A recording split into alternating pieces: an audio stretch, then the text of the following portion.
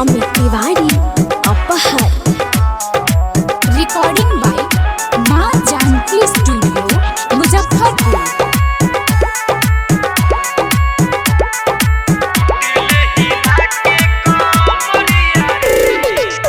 सट्टा पयाइल बारू सट तनी जरी ना चली गोली है टूटी मोर करी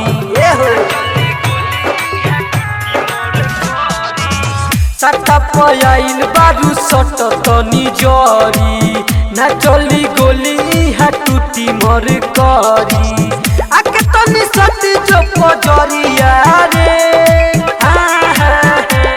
नमरिया रे लूट ले हिला के कमरिया रे नमरिया रे लूट ले हिला के कमरिया रे। डीजे अमित तिवारी अपहर।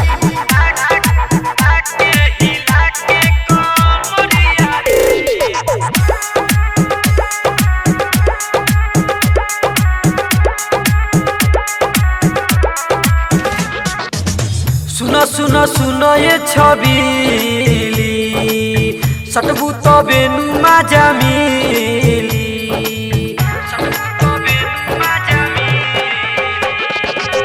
सुनो सुनो सुनो ये छबीली सटबू तो बेनु माजा मिली तो हर अखिया के कजरवा हमके जान लिहले तो हर ओठवा के ललिया हमके बान लिहले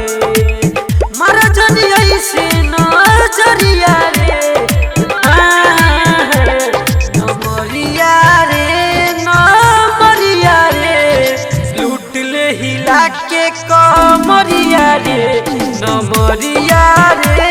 नमरिया रे लूट ले हिला के कमरिया रे। डीजे अमित तिवारी अपहर।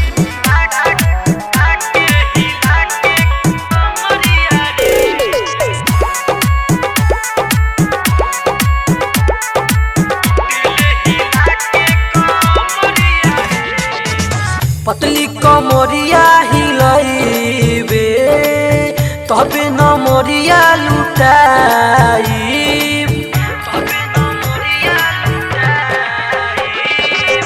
पतली कमरिया हिलैबे तबे नमरिया लुटाई बिजली पवाली दीपन सौआरे नमरिया रे लूट ले हिला के कमरिया रे नमरिया